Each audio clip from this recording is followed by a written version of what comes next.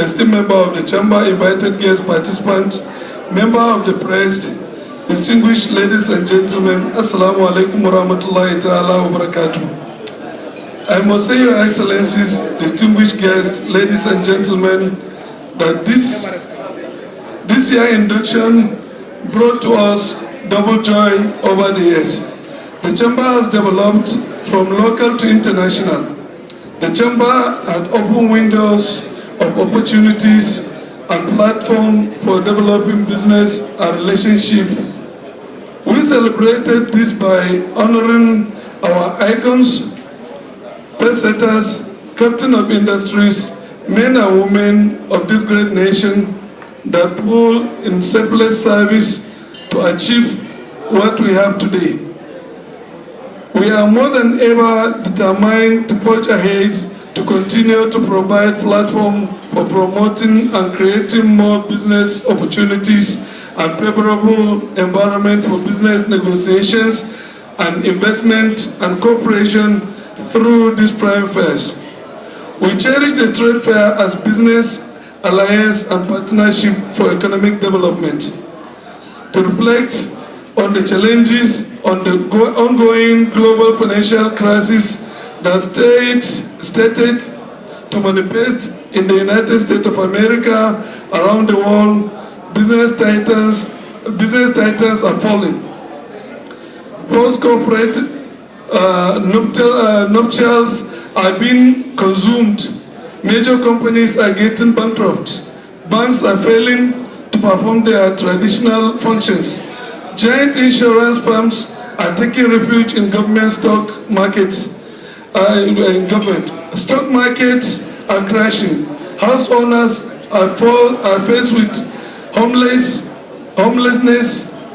Parliament members, technocrats, treasury officers are working through the night, struggling to fashion the way out. It is a gloomy picture portraying the world as indeed in trouble. Government had to come up with a rescue package to bail out the financial system. The global financial meltdown has affected the livelihood of almost everyone in an increasing interconnected world. Increased consumption of resources make us poorer and undermines our future. Everyday items become more expensive and the value of long-term investment falls. A shortage of resources leads to so-called stagnation from the United States to United Kingdom, from Middle East to Asia, and from the Russian Federation to Africa. No economy is totally immune to the state of flux that become a lot of the global economy. The argument has been commenced among scholars, public policy analysts, and financial experts of various hues as to which between the industrialized nation and the emerging development economies will bear the brunt of the global phenomenon in the face of the yet unfolding scenarios.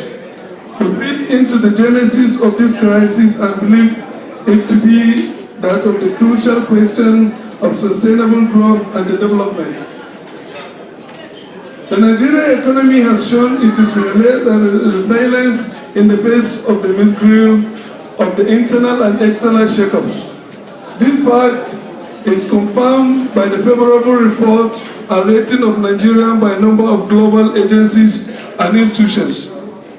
Business Monitor International (BMI), in its economic outlook, Nigerian in Africa stated that 78.8%, while at the global ranking Nigeria was rated 22, Nigeria was ranked 59.1% and 63 in Africa and globally in long-term economic risks.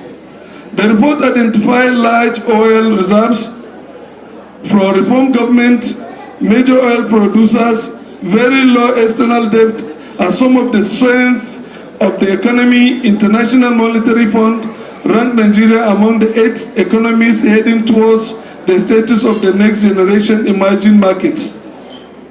in its report tagged The Rise of African Frontiers.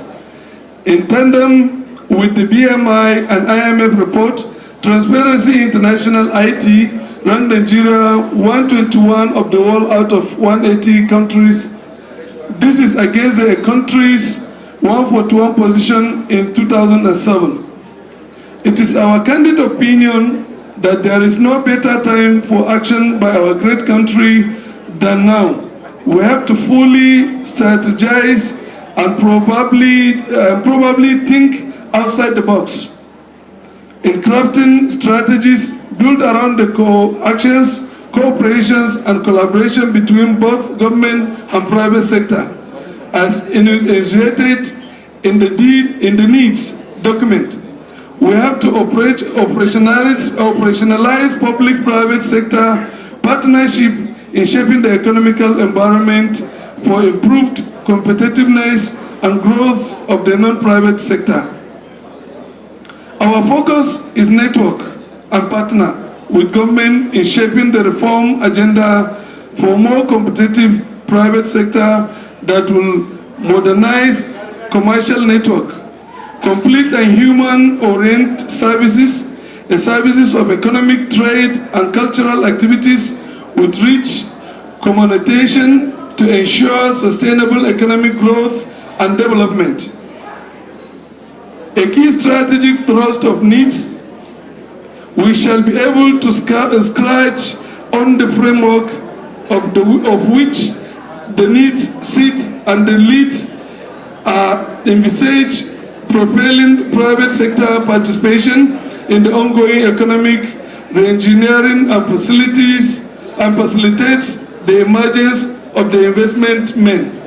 Your Excellency, distinguished guests, our sponsors, participants, members of the press, ladies and gentlemen, before I conclude my speech, may I use this opportunity to express our appreciation for the support we have been receiving from the state government. We wish to remind His Excellency, the Governor of Kano State, on the building of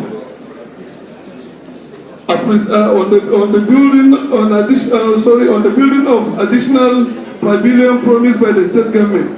Again, we extend our appreciation for the privilege and honor accorded to the chamber. Wassalamu alaikum wa rahmatullahi ta'ala wa barakatuh. Thank you very much for listening.